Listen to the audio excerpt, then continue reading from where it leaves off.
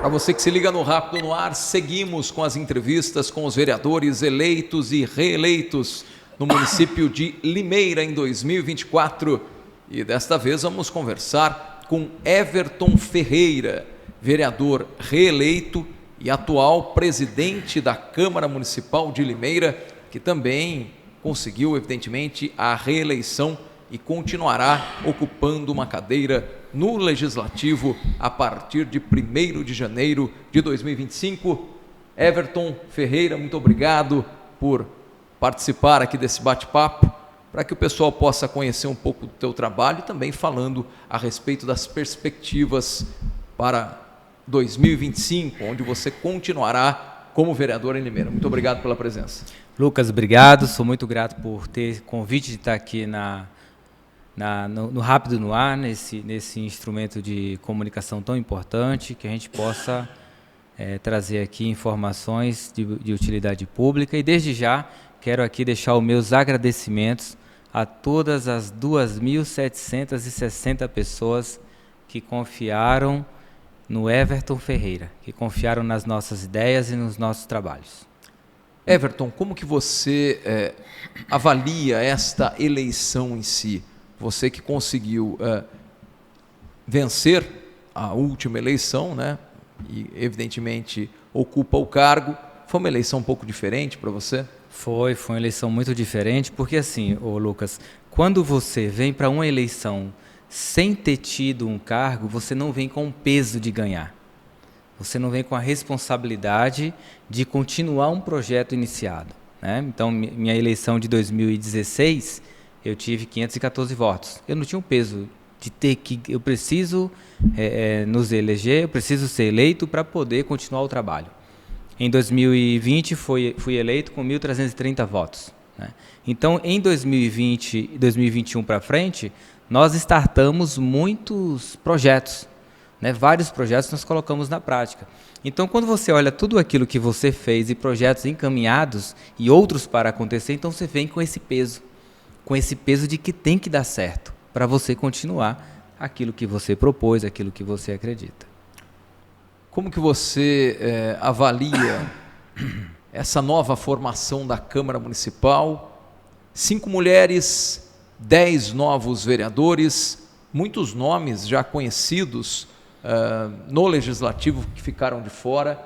Você acredita que é uma renovação quase que natural? Como que você avalia isso? Eu acho que foi uma renovação razoável quando você observa. Em alguns momentos minha voz vai falhar, Lucas, por causa do tempo seco, minha garganta ainda está... Vai tomando água aí, vai tomando água aí. Minha garganta ainda está sarando. Desejo melhoras. Lucas, quando você observa a eleição de 2020, nós tivemos uma renovação semelhante à de 2024. Porém, há uma diferença. A diferença é que em 2020 nós não tínhamos doutora Mayra para a reeleição de vereadora. Nós não tínhamos Rafael Camargo para a reeleição de vereador, Marcelo Rossi não saiu, Carol Pontes não saiu, Cleiton Silva não saiu, né? Então, 5 vereadores não disputaram a cadeira do Legislativo em 2020. Bem lembrado, verdade. Então, quando você olha, então já tinha 5 vagas. Nessa de 2024 só tinha uma vaga. Uma cadeira vaga que era do Betinho Neves, que ele não se candidatou a vereador, certo? Então, quando você olha por aí, você vê que foi uma renovação forte. Quando você olha o perfil das pessoas, ali também já está um pouco do tom do que a população gostaria, né? Ou entende e espera, como política pública. Presidente, falo presidente porque o Everton é o atual presidente da Câmara Municipal. Como que você imagina, você pretende tentar novamente continuar como presidente da Câmara? Como que você olha essa situação? Esse é um dos projetos que nós te falamos, que nós temos a intenção de continuar quando nos candidatamos, e graças a Deus deu certo.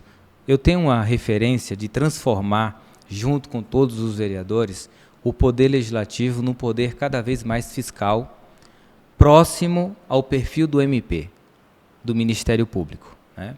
Que é uma instituição muito respeitada, uma instituição muito assertiva e uma fiscalizadora nata, né, dos atos dos poderes.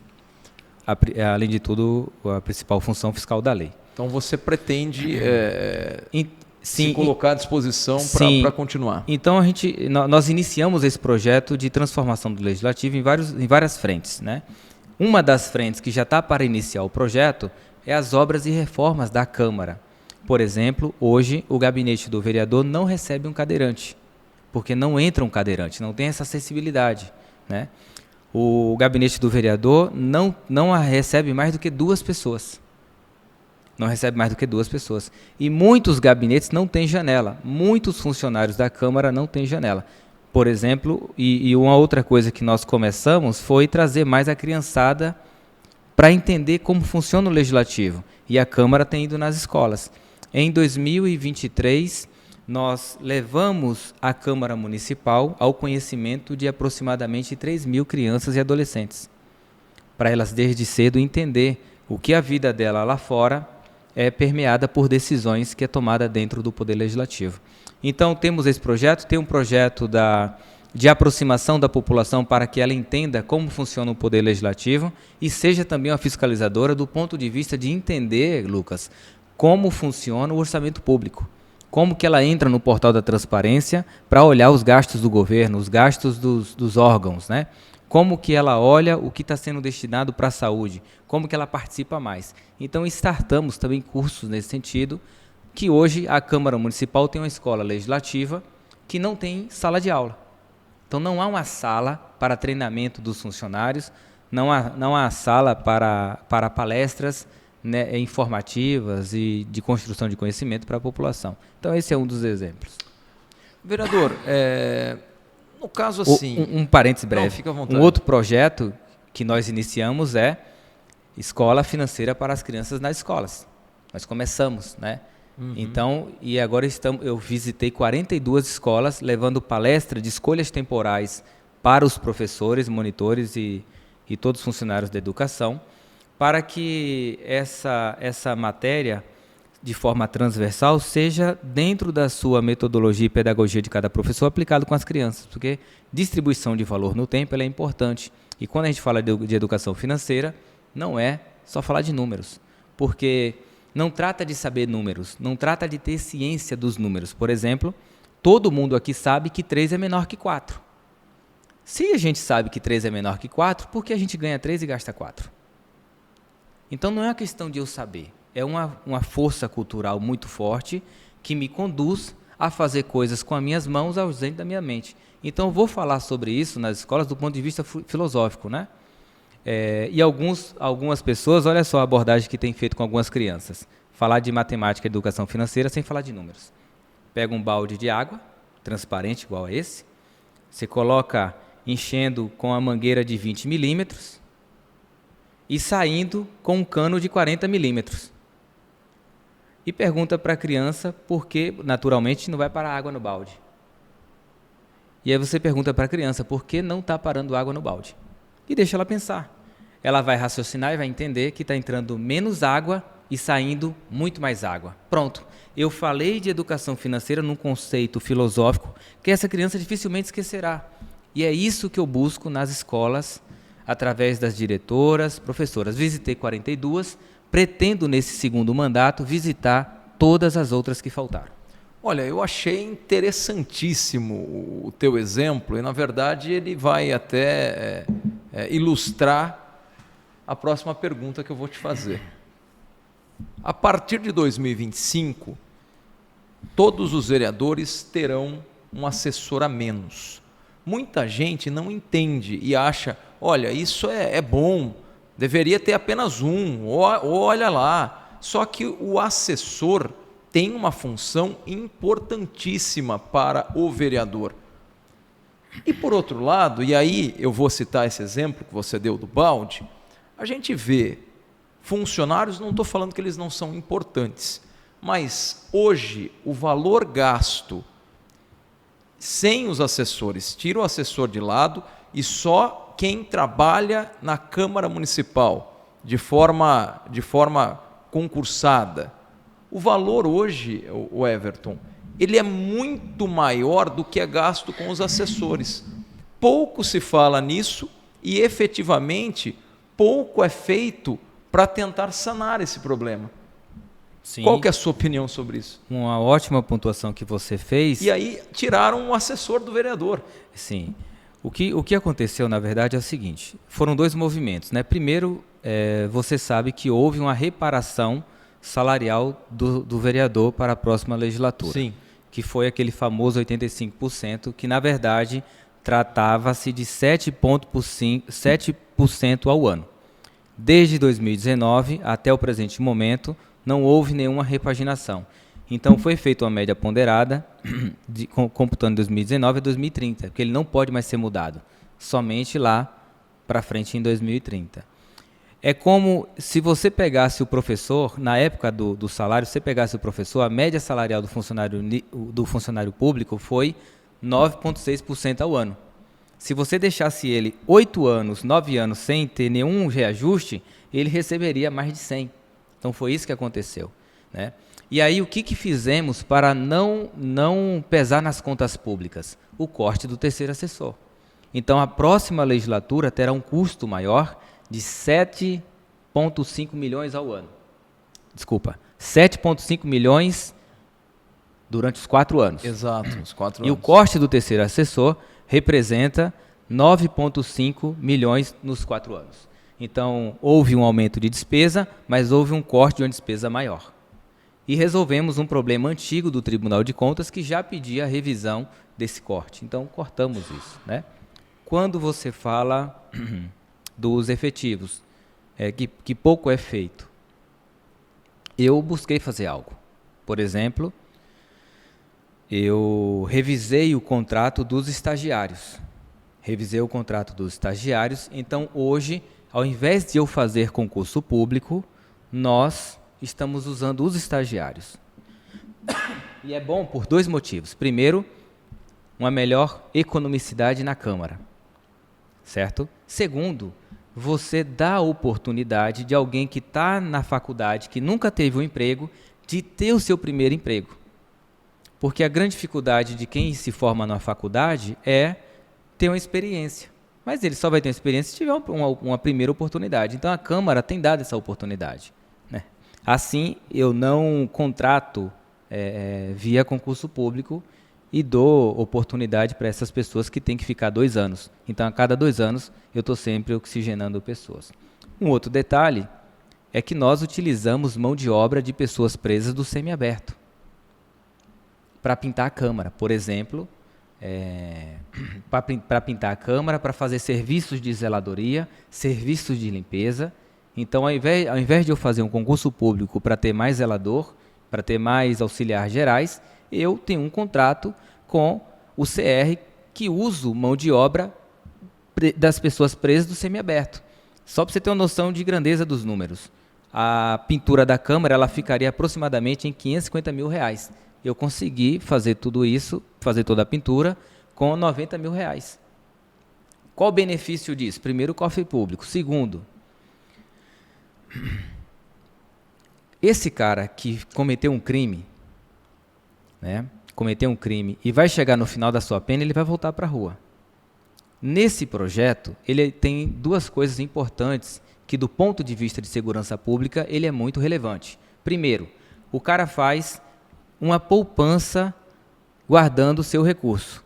Quando ele sai da cadeia, ele tem 2 coisas. Ele tem uma profissão aprendida, que ele aprendeu a ser pintor, encanador, pedreiro, eletricista. E tem o dinheiro para pagar o aluguel dele. Então, a probabilidade desse cara voltar para o crime e voltar a colocar uma arma na cabeça do seu João e da dona Maria diminui. Então, do ponto de vista de segurança pública, é uma das frentes interessantes. E os números dizem que de cada 100 dessas pessoas, somente 3 voltam para o crime. 3% seria? Sim, então... 97% pois não voltam para o algo crime. Positivo. Então, você tem que olhar isso também como, além de economizar o cofre público, você atua na segurança pública, né? Então, esses são alguns exemplos de coisas que fizemos sim, né? Para evitar um inchaço de efetivos, e eu não estou criticando os efetivos de maneira alguma. Eu também, né? de forma alguma aqui. Eu estou dizendo que... Eu disse assim, a gente não pode generalizar, né? Isso. Muitos trabalham, de fato, Sim, mas sim. em todas as empresas, seja no segmento público ou no privado, sempre tem as pessoas que Sim. acabam se acomodando. Sim. Né? Mas a gente, óbvio, que a gente não está aqui generalizando. Sem dúvida, sem dúvida. Então, eles são importantíssimos. Por quê? Repare, os concursados. Imagine uma prefeitura de 7.200 funcionários, que é a de Limeira. Vai entrar um novo prefeito em 2025. Você já pensou se 7.200 fossem tudo comissionado? A bagunça que ia ser isso? Você demite todo mundo, ia chamar os ônibus, né? Chama aí uns 150 ônibus, né? E volta 150 ônibus cheio de gente nova. Isso ia virar uma bagunça. Então, a importância do efetivo é a garantia da estabilidade da política pública, de Estado. Perfeito? Uhum. Contudo, algumas correções precisam sempre ser feitas, porque o serviço público é para o cidadão. Isso a gente não pode perder o foco. Não é para eu, não é para mim, que sou um servidor. É para o cidadão. Então, alguns concursos, quando você os contrata e depois a população não os necessita mais, você é obrigado a ficar mesmo não tendo necessidade. Então, por exemplo, se um dia eu tiver a oportunidade, eu corrigiria o concurso público dos médicos. E é uma coisa que eles gostariam que atuasse. Porque, repare, o orçamento da saúde ele é aproximadamente 350 milhões de reais, o de Limeira. 110 milhões de reais é folha de pagamento. Certo? Uhum. Apenas uma função representa quase 40%. Médico. Né? Então, repare, se eu faço um concurso público para oftalmologista, eu preciso de 10 nesse momento. Perfeito. Daqui um pouco a demanda do povo mudou, eu preciso agora de dermatologista e endocrinologista. E aí eu não tenho espaço porque eu estou com essa função que não está sendo mais tão usada. O que eu faço? Eu tenho que continuar, mesmo não precisando. Então, alguns pontos específicos, é preciso uma maleabilidade para você corrigir a rota, entendeu? Por isso que eu defendo que concurso público de médico não seja mais horista. Seja mediante produtividade, com um limite mínimo e máximo por dia, para também ele não atender o povo tudo numa semana só, como se fosse gado, né? Um limite de 30 no máximo, porque 30 no máximo dá uma garantia de uma consulta média de 20 minutos, na média. É claro que uma vai demorar mais, outra menos, mas você tem essa garantia. Então, são coisas que você tocou na questão da máquina pública que precisa corrigir. E a coisa que eu estou pensando, e esse novo mandato me permite continuar a tentar colocar mais ideias como essa na prática. Bacana. Everton, vamos para a parte aqui final da nossa entrevista. Antes das suas considerações finais, eu só gostaria que você pudesse avaliar um pouco a questão do executivo e diante desta situação, do cenário hoje, em que Betinho Neves e Murilo Félix disputam o segundo turno, qual a sua opinião e se você vai pender para algum dos lados? Olha, Lucas, eu tive uma candidata no primeiro turno, né? Eu tive a oportunidade em abril de mudar de partido e ir para outros grupos. Quando eu decido ficar no grupo, eu já sabia qual era a candidata. Então, eu tinha uma candidata. E a defendi na rua, pedi voto e, infelizmente, nós perdemos no primeiro turno.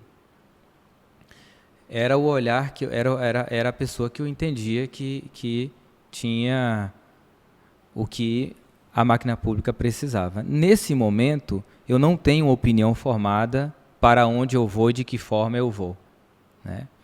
É uma questão muito delicada, são duas pessoas que são dois candidatos que têm uma capacidade muito grande de entregar bons trabalhos, porém, eu vou aguardar algumas decisões futuras e avaliar melhor a situação.